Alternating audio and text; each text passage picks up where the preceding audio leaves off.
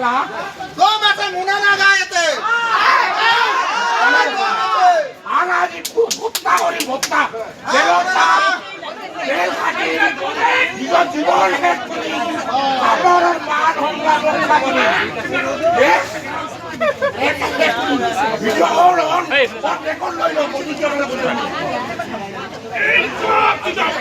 চাপৰত সুৰাৰ বিপণী স্থাপনৰ বিৰুদ্ধে যি প্ৰতিবাদ আৰম্ভ হৈছে সেই প্ৰতিবাদৰ আজি পঞ্চম দিন। আপোনালোকে জানে যে চাপৰত এজন মানুহ ঋষিকেশ নাগ আৰু তেওঁৰ দেউতাক মনা নাগ, এই বাপ বেটা দুজন মানুহ, এই দুজন মানুহে চাপৰৰ ইতিমধ্যে বিভিন্ন অঞ্চলত দুখনকৈ সুৰাৰ বিপণী স্থাপন কৰিছে আৰু এইখন ৩ নম্বৰ তেখেত সুৰাৰ বিপণী স্থাপন কৰিবলৈ গৈ আছে। গতিকে য'ত নেকি প্ৰয়াত জননেতা শৰৎ চন্দ্ৰ সিংহদেৱৰ জন্ম হৈছিল আৰু জননেতা শৰৎ চন্দ্ৰ সিংহদেৱৰ জন্মস্থানত এই ঋষিকেশ নাগ আৰু মনা নাগৰ মদৰ দোকান বা সুৰাৰ বিপণী স্থাপনৰ যি সিদ্ধান্ত, সেই সিদ্ধান্তৰ বিৰুদ্ধে আজি চাপৰবাসী ৰাইজ, দল সংগঠন, চাপৰ নাগৰিক মঞ্চ, বুদ্ধিজীৱী মহল সকলো মানুহ আজি ওলাই আহিছে আৰু ইয়াৰ বিৰুদ্ধে প্ৰতিবাদ কৰিছে। কিন্তু আমি দেখিবলৈ পাইছোঁ আজি আমাৰ প্ৰতিবাদৰ পঞ্চম দিন। প্ৰশাসনে কেৱল মাত্ৰ প্ৰতিবাদ ল' এণ্ড অৰ্ডাৰৰ প্ৰতি লক্ষ্য ৰাখি ল' এণ্ড অৰ্ডাৰ চিটুৱেশ্যন ক্ৰিয়েট হ'ব বুলি সেই ভয়ত এক সপ্তাহ 10 দিন এনেকৈ সময়টো এই দোকানটো বন্ধৰ এটা অৰ্ডাৰ প্ৰশাসনৰ ফালৰ পৰা দি আছে আৰু এক সপ্তাহ 10 দিন এনেকৈ বঢ়াই গৈ আছে। গতিকে এই যিটো সিদ্ধান্ত, এই সিদ্ধান্তক চাপৰবাসী ৰাইজ, দল সংগঠনে কেতিয়াও মানি নলয়।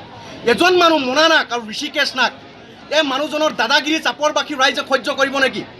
আমি ভাবোঁ যে মনা নাগে এইটো টেকনিক, এইটো কৌশল অৱলম্বন কৰিছে আৰু আমাৰ সন্দেহ হৈছে প্ৰশাসনক মেনেজ কৰি এনেকৈ সময়টো বঢ়াই গৈ এনেকৈ তেখেতসকল যাতে মানুহৰ সংখ্যাটো কমি যায় আৰু পাছত যাতে তেখেত মদৰ দোকান ইয়াত স্থাপন কৰিব পাৰে, সুৰাৰ বিপণী যাতে ইয়াত স্থাপন কৰিব পাৰে, সেই কৌশল মনা নাগে সেই কৌশল অৱলম্বন কৰিছে।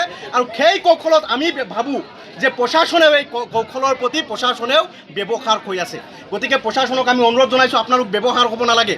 এজন মানুহ আৰু তেওঁৰ দাদাগিৰি, য'ত নেকি অসমৰ এজন সুনামধন্য মুখ্যমন্ত্ৰী প্ৰয়াত জননেতা, যাক জননেতা বুলি কোৱা হয়, সেই জননেতাৰ জন্মস্থানত ইমান দাদাগিৰি দম্বালিৰে ইয়াত সুৰাৰ বিপণী স্থাপন কৰিব আৰু এইটো চাপৰবাসী ৰাইজে এনেকৈ সহ্য কৰি ল'ব লাগিব, এইটো কোনো পৰ্যায় কোনোদিনেই আমি খবলৈ নিদিওঁ।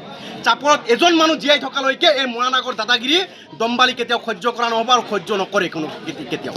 গতিকে আমি আজিৰ এই প্ৰতিবাদৰ পৰা স্পষ্টভাৱে প্ৰশাসনক লগতে মনা নাগক সকিয়নি প্ৰদান কৰিছোঁ যে আপুনি ইতিমধ্যে যি কৰিছে, গতিকে ভালে কৰিছে, আপোনাক সকীয়াই দিছোঁ স্পষ্টভাৱে যে ইয়াৰ পৰৱৰ্তী পৰ্যায়ত আপুনি দোকান খোলাৰ যিটো সিদ্ধান্ত আৰু যিটো সাহস দেখুৱাইছে, এই সাহস আপুনি বন্ধ কৰক, নহ'লে কিন্তু চাপৰৰ মাজমজিয়াত ৰাস্তাত আপোনাক চুচুৰাই আনি পেলাই চেণ্ডেলৰ মাৰা গলাত দি কিন্তু চাপৰত ঘূৰাই থকা হ'ব। এইটো কিন্তু ৰাইজে কৰিবলৈ কুণ্ঠাবোধ নকৰিব। মই এইটোৱে কৈছোঁ আৰু প্ৰশাসনক আহ্বান জনাইছোঁ যে আপোনালোকে মনা নাগৰ কৌশলত আপোনালোকে ভৰি নিদিব, এই দোকান বন্ধ কৰিব লাগিব আৰু চিৰস্থায়ীভাৱে বন্ধ কৰাৰ সিদ্ধান্ত লওক।